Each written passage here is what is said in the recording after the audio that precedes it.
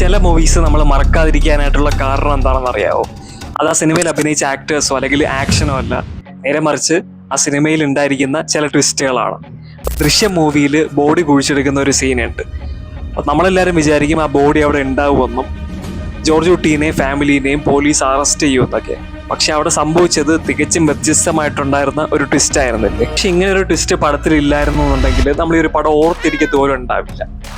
ഇവിടെ ജോർജ് കുട്ടി വിജയിക്കാൻ കാരണം പുള്ളി റിച്ച് ആയതുകൊണ്ടോ അല്ലെങ്കിൽ പവർഫുൾ ആയതുകൊണ്ടോ ഒന്നുമല്ല.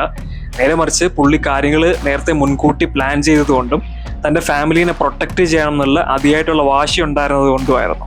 ഇതിനെ തന്നെയാണ് സിസ്റ്റംസ് തിങ്കിങ് എന്ന് പറയുന്നത്. ജോർജ് കുട്ടിക്ക് ഇങ്ങനെ ഒരു കൺസെപ്റ്റ് ഉണ്ടായിരുന്നൊന്നും അറിയത്തില്ല, പക്ഷെ പുള്ളി ഉപയോഗിച്ച ഇതെന്ന് പറഞ്ഞു കഴിഞ്ഞാൽ സിസ്റ്റംസ് തിങ്കിങ് തന്നെയാണ്.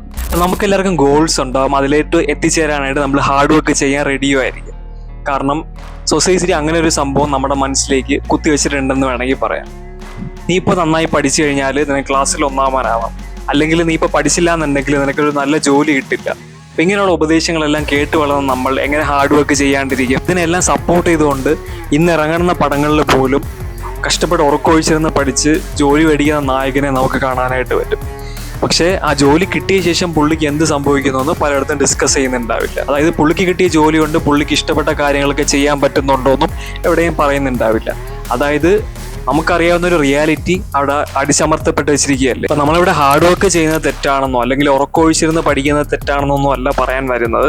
നേരെ മറിച്ച് നല്ലൊരു സിസ്റ്റംസ് വെച്ചിട്ട് നമ്മുടെ പഠനത്തോടൊപ്പമോ അല്ലെങ്കിൽ ജോലിയോടൊപ്പമോ നമുക്ക് ചെയ്യാൻ ആഗ്രഹമുള്ള കാര്യങ്ങൾക്ക് വേണ്ടി എങ്ങനെ സമയം കണ്ടെത്താമെന്ന് മാത്രമാണ് ഇവിടെ പറയാനായിട്ട് ഉദ്ദേശിക്കുന്നത്. അപ്പോൾ ഇത്രയും കണ്ടു വെച്ചിട്ട് എന്താണ് സിസ്റ്റംസ് എന്നുള്ളതിനെ പറ്റിയിട്ട് നിങ്ങൾക്കൊരു ധാരണ കിട്ടിയിട്ടുണ്ടാവും. എന്നാലും എന്താണ് സിസ്റ്റംസ് ഞാൻ നിങ്ങൾക്ക് ഈസി ആയിട്ട് പറഞ്ഞുതരാം. അപ്പോൾ നല്ലൊരു ഫ്ലോയിൽ പൊക്കോണ്ടിരിക്കുന്ന നമ്മുടെ ലൈഫിലോട്ട് അൺഎക്സ്പെക്റ്റഡ് ആയിട്ടുള്ള എന്തെങ്കിലും സിറ്റുവേഷൻസ് വരികയാണെന്ന് വിചാരിക്കുക. അപ്പോൾ നമ്മൾ മിക്കവരും ഏതർ പാനിക് ആവുകയോ അല്ലെങ്കിൽ എന്ത് ചെയ്യണമെന്ന് അറിയാണ്ട് സ്റ്റക്കായി പോവുകയൊക്കെ ചെയ്തിട്ടുണ്ടാവും. പക്ഷേ ഇങ്ങനെയുള്ള കാര്യങ്ങൾ നമുക്ക് മുൻകൂട്ടി കാണാനായിട്ട് പറ്റിയാലോ, അതിനനുസരിച്ചുള്ള പ്ലാൻസ് നേരത്തെ തന്നെ സെറ്റ് ചെയ്ത് വെക്കാനായിട്ട് പറ്റിയാലോ. അപ്പോൾ ഇതിനെയാണ് സിസ്റ്റംസ് എന്ന് പറയുന്നത്. കുറച്ചുകൂടെ ആക്ഷണബിൾ ആയിട്ടുള്ള രീതിയിൽ പറഞ്ഞു കഴിഞ്ഞാൽ നമ്മളെല്ലാവരും നമ്മുടെ ഏതെങ്കിലും ലൈഫിൻ്റെ ഒരു പോയിന്റിൽ രോഗബാധിതരാവാൻ നമുക്കറിയാം. പക്ഷെ ഇതൊരു അൺസർട്ടൈൻ ആയിട്ടുള്ള കാര്യമാണ്. പക്ഷെ ഒരു അസുഖത്തെ മുന്നിൽ കണ്ടുകൊണ്ട് നമുക്ക് ഒരു ഹെൽത്ത് ഇൻഷുറൻസ് പ്ലാൻ എടുക്കാൻ പറ്റിക്കഴിഞ്ഞാൽ അതൊരു സിസ്റ്റംസ് തിങ്കിങ് ആണെന്ന് പറയാനായിട്ട് പറ്റും. ഇനി വേറെ ഉദാഹരണം നോക്കിക്കഴിഞ്ഞാൽ നമുക്കൊരു ജോബ് ഉണ്ട് കറണ്ട്ലി, പക്ഷെ മാർക്കറ്റ് സെന്റിമെന്റ്സ് കാരണം ഈ ഒരു ജോബ് എപ്പോൾ വേണമെങ്കിലും പോകുന്ന സിറ്റുവേഷൻ ആണ്. അപ്പോൾ ഇത് മുന്നിൽ കണ്ടുകൊണ്ട് നമുക്കൊരു സൈഡ് ഇൻകം അല്ലെങ്കിൽ ഒരു സൈഡ് ബിസിനസ് സെറ്റ് ചെയ്യാൻ പറ്റിക്കഴിഞ്ഞാൽ അതും ഒരു കൈൻഡ് ഓഫ് സിസ്റ്റംസ് തിങ്കിങ് ആണെന്ന് നമുക്ക് പറയാനായിട്ട് പറ്റും. ഇപ്പോൾ മോട്ടിവേഷൻ ഉണ്ടെങ്കിൽ എന്തെങ്കിലും കാര്യം ചെയ്യാൻ പറ്റും അല്ലെങ്കിൽ എന്തെങ്കിലും കാര്യങ്ങൾ പഠിക്കാനായിട്ട് പറ്റും എന്നുള്ള അവസ്ഥയാണ് നമുക്ക് പലർക്കുള്ളത്. നമ്മുടെ കയ്യിൽ പ്രോപ്പർ ആയിട്ടുള്ളൊരു സിസ്റ്റം ഉണ്ടെങ്കിൽ ഒരു മോട്ടിവേഷൻ്റെ ആവശ്യവും നമുക്കില്ല. കാരണം സിസ്റ്റംസ് വർക്ക് ചെയ്യുന്നത് മോട്ടിവേഷൻ്റെ പുറത്തല്ല, മറിച്ച് നല്ലൊരു സ്ട്രക്ചറിൻ്റെ പുറത്താണ്. ഇനിയിപ്പോൾ നിങ്ങൾ ഒരു അത്ലറ്റിനോടോ അല്ലെങ്കിൽ നല്ലൊരു ബോഡി മെയിൻറ്റെയിൻ ചെയ്യുന്ന ആളോടോ ചോദിക്കുകയാണ് അവർക്ക് എങ്ങനെയാണ് ഇത് സാധിക്കുന്നതെന്ന് ചോദിച്ചു കഴിഞ്ഞാൽ അവരൊരിക്കലും പറയില്ല മോട്ടിവേഷൻ കാരണമാണ് അവർക്ക് ഇതിന് സാധിക്കുന്നത് എന്നുള്ളത്. നമ്മുടെ സിസ്റ്റംസ് നമ്മുടെ വേഴ്സ്റ്റ് ഡേയ്സിൽ പോലും നമുക്ക് വേണ്ടിയിട്ട് വർക്ക് ചെയ്യും. അപ്പം നല്ലൊരു സിസ്റ്റംസ് അപ്രോച്ച് ഉണ്ടെങ്കിൽ അത് നമ്മളെ മുന്നോട്ട് പോകാനായിട്ട് സഹായിക്കുകയും ചെയ്യും. ഒരു ദിവസം എത്രത്തോളം ഡിസിഷൻസ് എടുക്കുന്നോ അത്രത്തോളം പെട്ടെന്ന് ടയേർഡായിട്ട് മാറാനായിട്ട് കാരണമാവും. സിസ്റ്റംസ് ആക്ച്വലി ചെയ്യുന്നതെന്ന് പറഞ്ഞാൽ നമ്മൾ ഒരു ദിവസം എടുക്കുന്ന ഡിസിഷൻസിന്റെ അളവ് കുറയ്ക്കാനായിട്ട് നമ്മളെ സഹായിക്കും. അപ്പോൾ എങ്ങനെ പ്രോപ്പറായിട്ടൊരു സിസ്റ്റം ക്രിയേറ്റ് ചെയ്യാൻ നോക്കാം. ഇപ്പോൾ ഒരു സിസ്റ്റം ക്രിയേറ്റ് ചെയ്യുന്നതിന് മുമ്പായിട്ട് നമ്മൾ ശ്രദ്ധിക്കേണ്ട കുറച്ച് കാര്യങ്ങളുണ്ട്. നമ്മുടെ സിസ്റ്റംസ് ഒരിക്കലും നമ്മുടെ day to day life activities ആയിട്ട് കൊളൈഡ് ആവാനായിട്ട് പാടില്ല. സോ ഒരു ഉദാഹരണം നോക്കാം. സോ നിങ്ങൾക്ക് നല്ലൊരു ബോഡി ബിൽഡ് ചെയ്യാനായിട്ട് ആഗ്രഹമുണ്ട്, പക്ഷേ നിങ്ങളൊരു ഫുൾ ടൈം എംപ്ലോയി ആണ് അല്ലെങ്കിൽ 10 to 12 hours ക്ലാസ്സസ് അറ്റൻഡ് ചെയ്യുന്ന ഒരു സ്റ്റുഡൻ്റ് ആണെന്ന് വിചാരിക്കാം. അപ്പോൾ നിങ്ങൾ വർക്കൗട്ട് ചെയ്യുന്ന സമയവും നിങ്ങളുടെ ഡയറ്റും കാര്യങ്ങളൊക്കെ സെറ്റ് ചെയ്യുന്ന സമയവും നിങ്ങൾ വർക്ക് ചെയ്യുന്ന സമയത്തോ അല്ലെങ്കിൽ നിങ്ങൾ ക്ലാസ്സസ് അറ്റൻഡ് ചെയ്യുന്ന സമയമായിട്ട് കൊളൈഡ് ആവാനായിട്ട് പാടില്ല. അപ്പം അങ്ങനെ ആയിക്കഴിഞ്ഞാൽ നമ്മുടെ സിസ്റ്റംസ് അവിടെ ബ്രേക്ക് ആവുക ചെയ്യുക. അപ്പോൾ ഒരു സിസ്റ്റം ക്രിയേറ്റ് ചെയ്യുന്നതിന് മുമ്പായിട്ട് നമ്മുടെ ഒഴിവ് സമയം ആദ്യം കണ്ടുപിടിക്കുക. അതുപോലെ തന്നെ നമുക്ക് പ്രോപ്പറായിട്ട് ഉറങ്ങാനും നമ്മുടെ കൂട്ടുകാരൊക്കെ സമയം സ്പെൻഡ് ചെയ്യാനുമായിട്ടുള്ള രീതിക്ക് നമ്മുടെ സിസ്റ്റംസിനെ അറേഞ്ച് ചെയ്ത് കഴിഞ്ഞാൽ നമ്മുടെ സിസ്റ്റംസ് ലെസ് ബോറിംഗ് ആവുകയും ചെയ്യും. അപ്പോൾ ഇനി മറ്റൊരു ഉദാഹരണം നോക്കാം.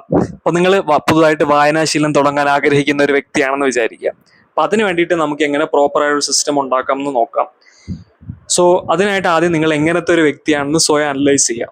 അതായത് നിങ്ങളൊരു ഫുൾ ടൈം എംപ്ലോയി ആണോ അല്ലെങ്കിൽ ഒരു കോളേജ് സ്റ്റുഡൻ്റ് ആണോ, ഇനിയിപ്പോൾ എങ്ങനെയാണോ ഓഫീസിലോട്ടും കോളേജിലോട്ടും പോകുന്നത്, പബ്ലിക് ട്രാൻസ്പോർട്ട് യൂസ് ചെയ്തിട്ടാണോ നടന്നാണോ പോകുന്നത്, അങ്ങനെ സ്വയം ഒന്ന് അനലൈസ് ചെയ്യുക. ഇത് നല്ലൊരു സിസ്റ്റം ഉണ്ടാക്കാനായിട്ട് നിങ്ങൾക്ക് ഒരു പ്രോപ്പറായിട്ട് ധാരണ തരും.